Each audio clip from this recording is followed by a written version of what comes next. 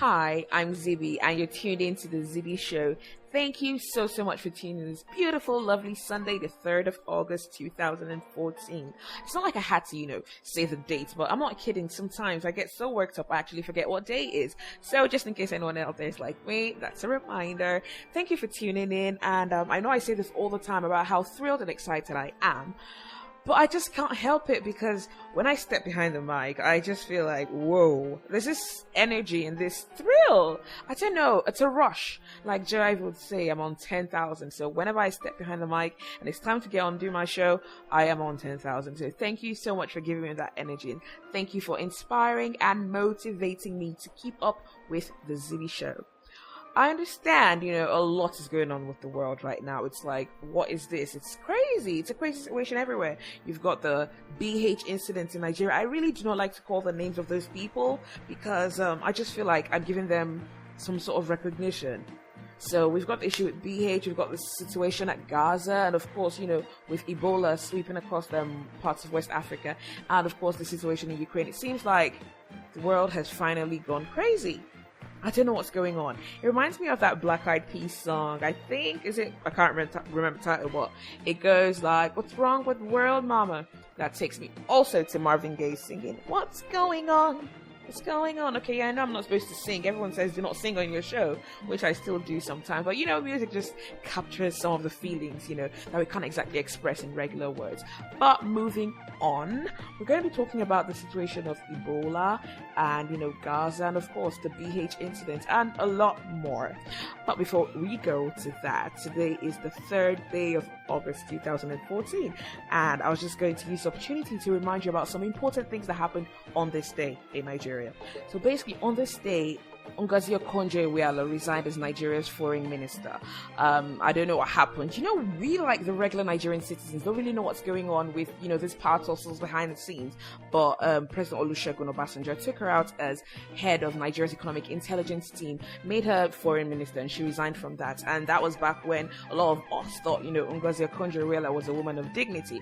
Unfortunately, my views have changed because I've seen on TV recently, she seems to justify the most absolute ridiculous crap.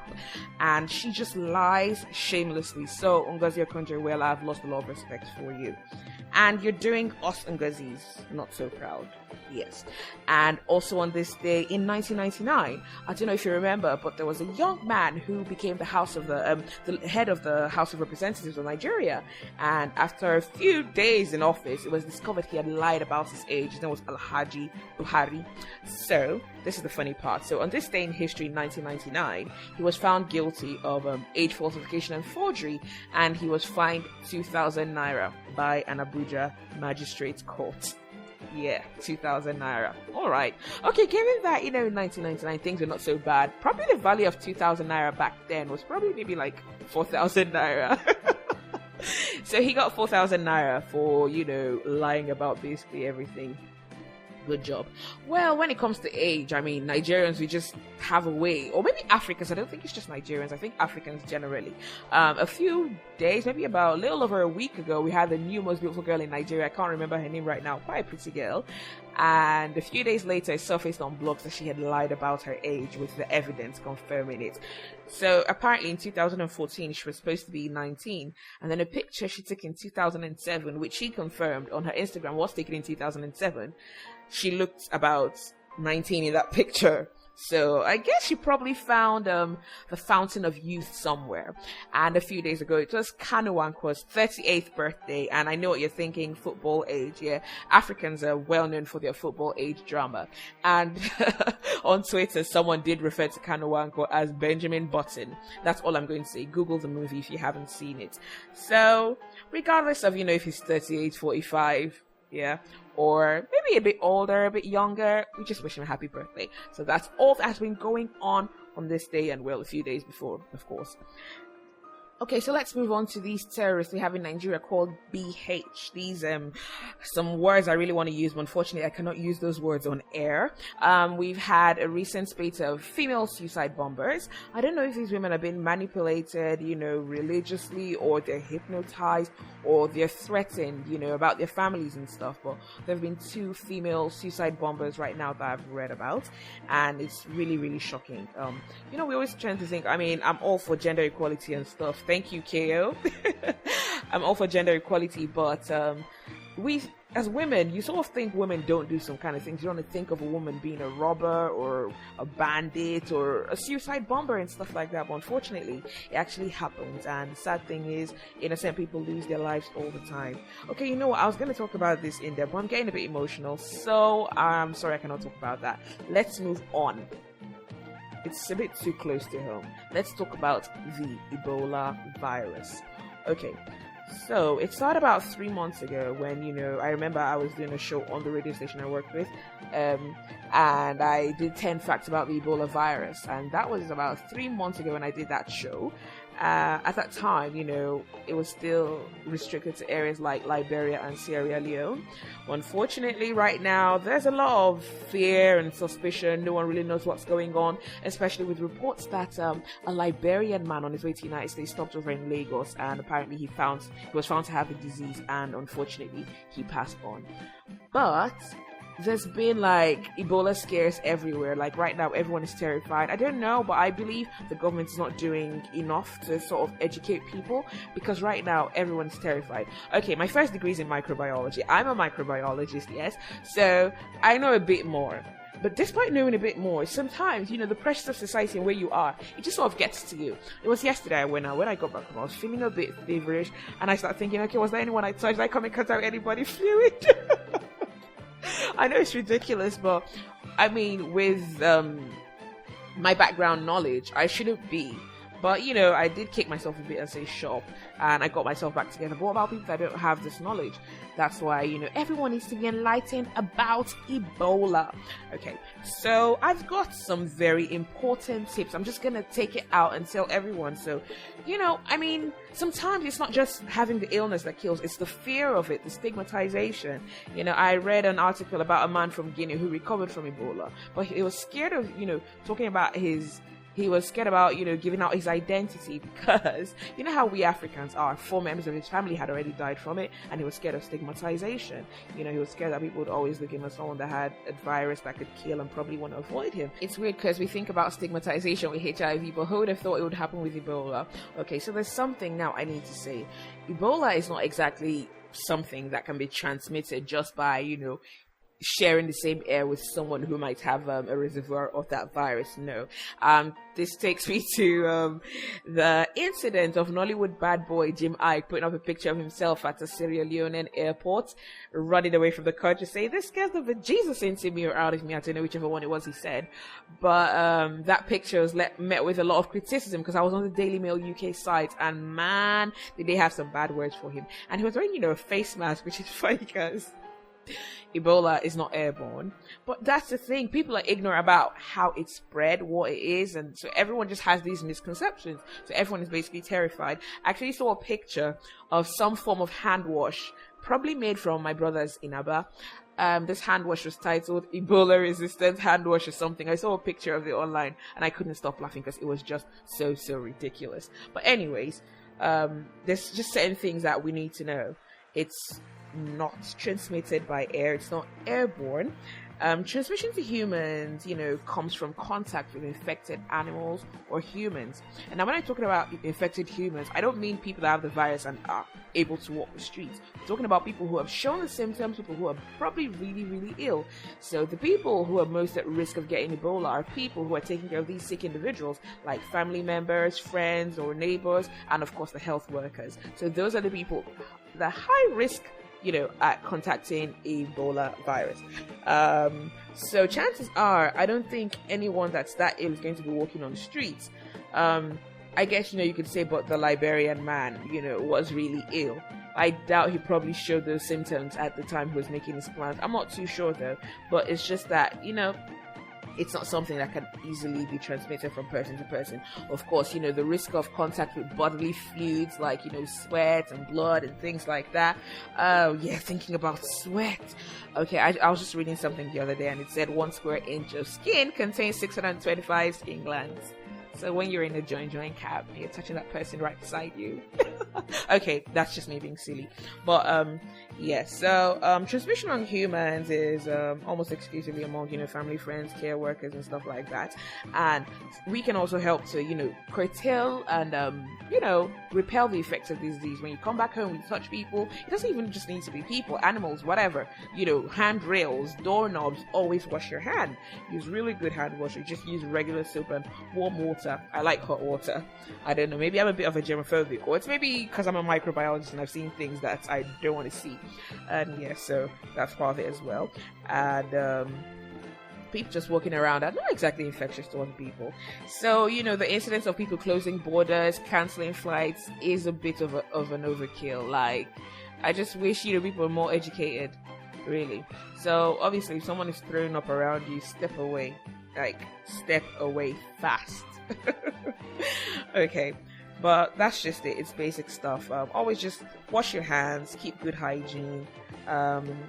Just try to stay safe, but then don't let it stop you from living your life, because like my friend Jags would say, everybody will die anyways.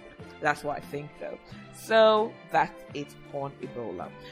So far there have been 617 people killed in West Africa, countries like Liberia, Sierra Leone, Guinea, and maybe we'll include the Liberian man who died in Lagos a few days ago. Now, I'm going to say this. There are some rumors about Ghana closing its airways to Nigeria, Sierra Leone, and Liberia. Now, I can confirm this is not true, because I know someone who was at the airport, and he confirmed the flights to Ghana as of yesterday were still scheduled and they still went off at the time.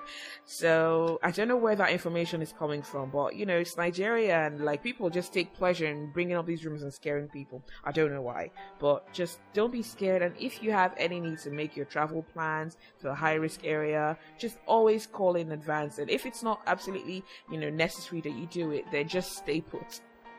Exactly. And that's it for the Ebola virus. And we'll say rest in peace to all the victims, including the doctor who has been an active, fighter against the disease, Dr. Umar Sheikh Khan. We're going to go to some music now, and I absolutely love this song. It's from someone who's really dear to me, my very, very, very good friend and one-time colleague, Mr. Mackenzie. Well, here's Mackenzie with his song Rotate, featuring Nasri. Don't go away. Yeah, let's do this. Might just stand up. It's your boy Joe Blow. Yeah, okay. Mike Bills, what he do? Not your boys, we hustle hard. Yeah, we all about the stacks. Yeah, and nothing changed. I be Ninja boy, gotta stay rapping. I got the whole hood on my back, rubbing until I hit the ceiling. Man, I won't stop stacking. All about the meal, certified paper chasing. My top down low, man, I'm on the third mainland. Boy, I stunned double, I was looking like a million. All them blinks on me, the platinum diamond. Yeah, I get a lot, changing like a million. I'm a dog, they're all around the brother like fleas. Yeah, I'm finna school them haters, no fees. Ice on me, I could make that girl freeze like Tupac back. It's all eyes on me. I'm never on break, so why should I fail? I get my cheese whole, no retail. Too big to ride, homie, I sell. I'm the biggest in this bitch, kinda like a blue whale. Tell them I be magic boy, I be magic boy, I be magic boy, I be magic boy, I be magic boy, I be magic boy, I be magic boy, I be magic boy. I know you feeling my swag. I be magic boy. You're a green on my flag. I be magic boy. Oh boy, I know the brag, but I be magic boy. Hey, I be magic boy, I be magic boy. So start bumping on these haters for real, I be killing them. The AC to ABJ, now everybody feeling up.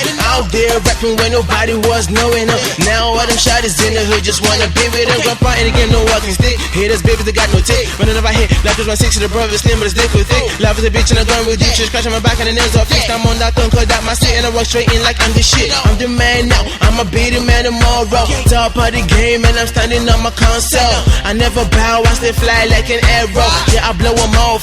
birthday candle, yellow, black stripes, Lagos power. Damn, where you find me? I was never lost. Was here to see me playing, but they never see me pause. If this rapping is a test, you failed, I passed. I be magic boy, I be magic boy, I be magic boy, I be magic boy, I be magic boy, I be magic boy, I be magic boy, I be magic boy. I know you feeling my swag. I be magic boy. Green and green, I'm a flag. I be magic boy. Oh boy, you know I know the brag, but I be magic boy. hey, I be magic boy, I be magic boy. I've got what you're looking for, plus 2, 3, 4. All blinged up, way brighter than before. Get in it for competition, straight Ninja Delta, and I'm coming for adoption. Get it? Yeah, I keep them boys in amazement, girls in amusement, haters in my basement. God forgive my judgment. I know it really hurts anytime I make a hit, boy.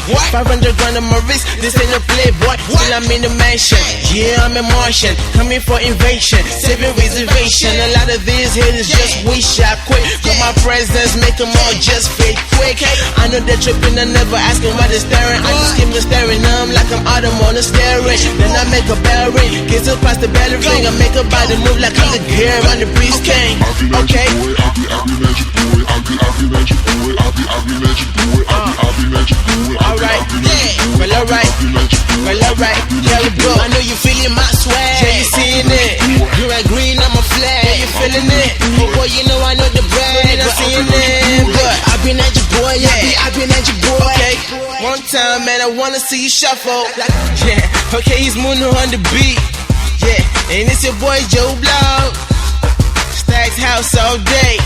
You know what it is. Let's get it general. Yeah, we getting it. Huh? Yeah, they're feeling it. Okay. Now where you at? I put that green, white, green, I'm a flag.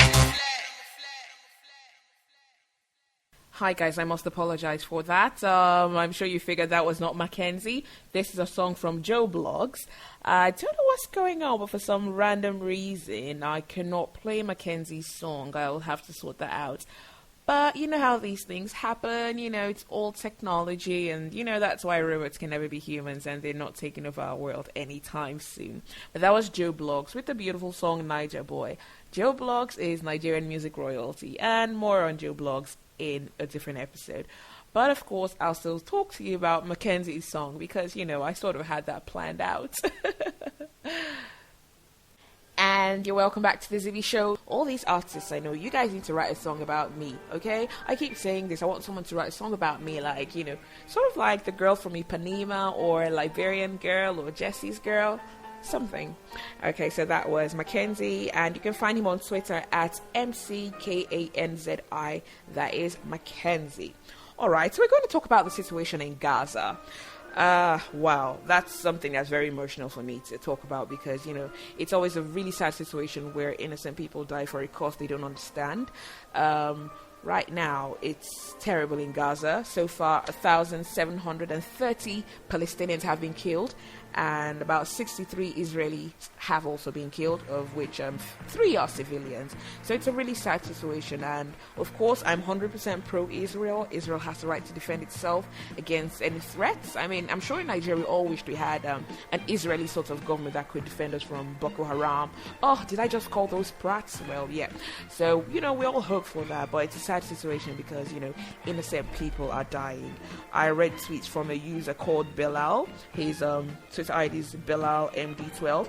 He's a Palestinian doctor who lives in Gaza, and he put up a picture on Twitter showing a before and after picture. It showed his university, you know, University of Gaza, how it was. It was such a magnificent, beautiful building, and then on the other side was it being destroyed. So that, you know, complex of the university was totally destroyed by the Israeli forces. So it's really sad to think of that happening to, you know, a place where you and your friends hung out, you studied. You know, it's really painful. And a few hours ago there was an update that Israeli fire had come to a UN building in Palestinian territory, and 10 Palestinians were killed. This is really sad because it brings back memories of the Israeli-Hezbollah war in 2006. I have a friend whose father works for the UN, and his father and his stepmother were in Lebanon because his dad was working there, and they got caught in the crossfire and they died. So it's, you know, it's really, really sad that the innocent people are the people that, I feel sorry for. Hamas is, totally acting outside the Palestinian authorities, discretion. Like, they can't be bothered what the Palestinian authorities think. The authorities have got no control over Hamas. So even if they want Hamas, to stop and so that ceasefire can happen, Hamas will go ahead and do whatever they want anyways. So let's think about this. If these terrorists, these homegrown terrorists we have right now in Nigeria, BH, started striking another country with superior military power and resources, what do you think would happen? We obviously have a government that is either incompetent or just doesn't care. And if that country was forced to retaliate to protect itself, what would happen to us? That's the situation the Palestinians are facing. It's really sad that, people keep dying. It's really, really sad. So I sort of, totally feel bad about it, but I also understand Israel's right to protect itself. I just wish, Hamas would stop using the human civilian shields, like, throwing the mortars and the rockets from residential areas and then backing out. So when Israel retaliates, it, affects, innocent people. It's really, really sad. In fact, I was reading a report about a 49-year-old Palestinian football player who had a football academy in Gaza. He was in his house just sleeping, and unfortunately bombs fell on him and he died. So basically he died in his sleep. So it's really tragic when you think about things like that. Really, really tragic. Another of Bilal's tweets, which, sent a shiver down my spine, said, reporting numbers, not knowing how or when I will be a number.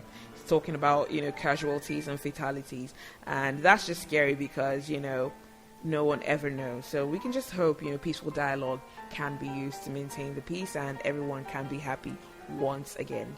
On personal news, I've got some good news. My friend Becky, a few episodes ago, I spoke about my friend Becky and her partner Jeff, her having a baby. Well, they've had the baby now, and he's the cutest little boy you've ever seen. He's half Nigerian, half Ghanaian, half Welsh, and half English. So it's like, did I say half?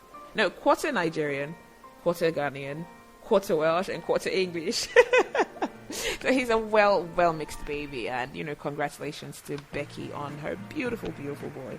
And I finally got a chance to see the Doro video everyone has been talking about.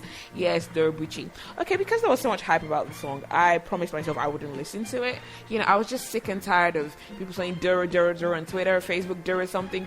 I didn't get it and I didn't want to get it. So I said, what, I'm not listening to this Doro song. And somehow the video came, and then, backlash about the video. I'm like, okay, I think it's time to listen to Doro and see the video. So I saw the video, so it was like 2 in 1, seeing the video and listening to the song as well. So what do I think? I don't know. I didn't get the video much. There was just too much going on. And then on Twitter, there was something about a Cordibello wink. I saw the wink, which is just the wink. A bit cheesy. Yeah, I don't know.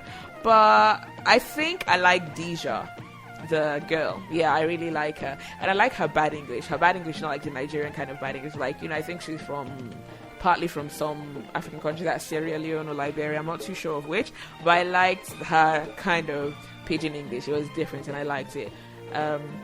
Yeah, that's it. And then the guy, I can't remember his name now, but the guy that did the chorus, I liked him as well. He's got a good voice. So that's it on the Doro video. And I reconnected with an old friend, more like an old school father. If you went to school in Nigeria, you understand what that means. I found him on Facebook, and it was really good to see him because he actually hasn't changed much. And we've been talking, so that's good. Really good. Hi! Just in case you get to listen to this. And then I had some not so great news because I discovered an old friend of mine had passed on. It happened some years ago and I had no idea. He was way my senior in secondary school. And you know how I like to talk about how I went to FGC Port Harcourt, because that's like my home. So all the FGC people in the house say, hey! I love FGC, so I'm always, thrilled when I talk about my alma mater. So I kind of understand how that Palestinian doctor feels, seeing his university in roots, because that's where he went. Anyways, back to the issue.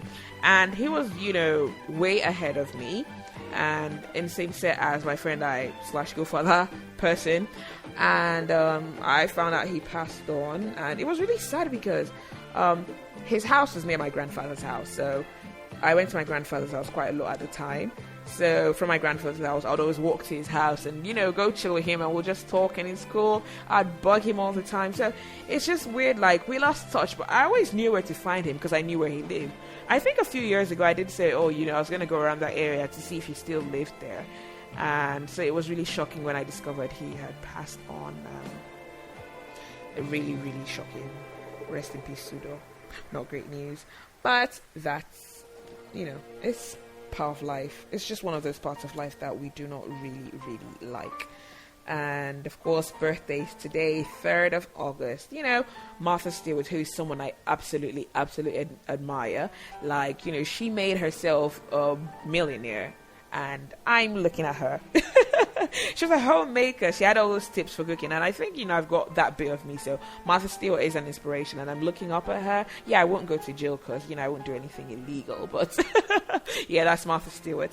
And Ryan Lochte, the hottie swimmer from the United States, and Michael Ealy, who is one of the hottest black men alive.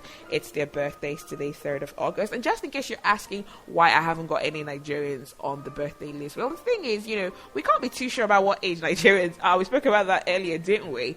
And, there's a lot of, dodgy stuff, so I don't really know. But close enough, Isaiah Washington. It's his birthday today as well, so happy Isaiah. Huge fan of his from Grey's Anatomy, and after he left the series, I absolutely got angry, and I said I would never watch Grey's Anatomy again. And I still have not gone back to it, because I'm still really upset at the way he was treated. And, he starred in that Nigerian movie, Dr. Bello, yes. A few years ago, he did the genealogy thing and discovered his ancestors were from Senegal. So that's as close to Nigerian birthdays as I can get, but happy birthday. And of course, Dr. Sid and his partner Simi got married yesterday, so wishing them a happy married life as well. Speaking about Dr. Bello, that was Isaiah Washington in the movie. Takes me back to Half of a Yellow Sun, which was written by Chimamanda Ngozi Adichie. I've done an episode about her book Americana, and Chimamanda's Half of a Yellow Sun is a brilliant book. That was the first book I read that she had written, and I read it when I was in the UK. It was actually my Oyibo boss's library. I was just sitting there and just looking for books to read, and one of my colleagues, Ben, he saw that one and he starts getting so excited, and I'm like, yeah, settle down, Ben, it's not me. But yeah, so that was the first time I read her book, and I absolutely loved Half of a Yellow Sun. There was some controversy about the movie not being suitable because of the, volatile situation of Nigeria right now, but I think it's a fabulous book. I don't know if I want to see the movie. I know a while ago I was looking forward to seeing the movie, but thinking back, a lot of the movies never quite live up to the books, so I don't know. But all the same, I might consider seeing it if someone takes me and kicks me behind and say, let's go see that movie. I'll definitely consider seeing Half of a Yellow Sun. But it's an amazing book, and if you haven't had a chance to read it, please get a copy and read it, and I promise you would definitely enjoy it. Okay, so I came across this really, really funny piece of news/info. As a radio person, you sort of get used to going on these websites and getting some really funny and, really weird, well, just different stuff, basically. So, this story is about a modern-day Goldilocks, except in this case, Goldilocks was a man called Freddie Smith. Okay, so Freddie Smith, and this happened in Albuquerque, New Mexico. Freddie Smith decided, you know what, I might as well go break into a house and rob stuff. And Freddie Smith, aka Mr. Goldilocks, went into that home and, did a lot of looting, picked up everything he wanted because the owners were out of the house. And after he was done, he realized, man, all that shopping, it did make Mr. Goldilocks tired.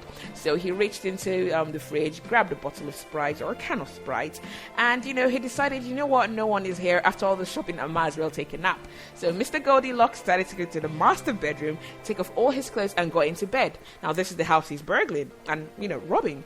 And, he was having a good time, probably in dreamland, tasting different porridges to see which was hot and too cold and blah, blah, blah. That's me trying to have a sense of humor. But basically, the homeowners arrived and found Mr. Goldilocks fast asleep in their bed. And they're like, what?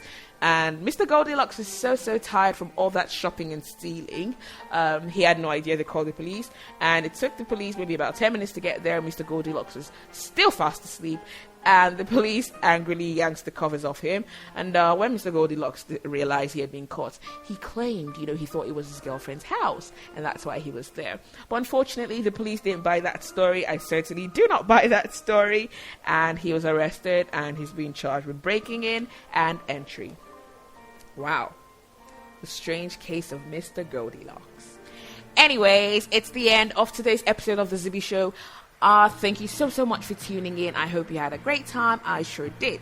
And don't forget, you can always listen and download all previous episodes of the show. Go to Spreaker.com/user/Zibby Show, and you can also find us on YouTube, www.youtube.com/The Zibby Show. Of course, SoundCloud for sure. Pick your links. Don't forget to follow us on Twitter @Zibby Show. And if you'd like to see my personal tweets, find me on Twitter @ZIBBYJ. That's @ZibbyJ. Facebook.com/The Zibby Show. Have a great week. Take care of yourselves and each other. Stay safe and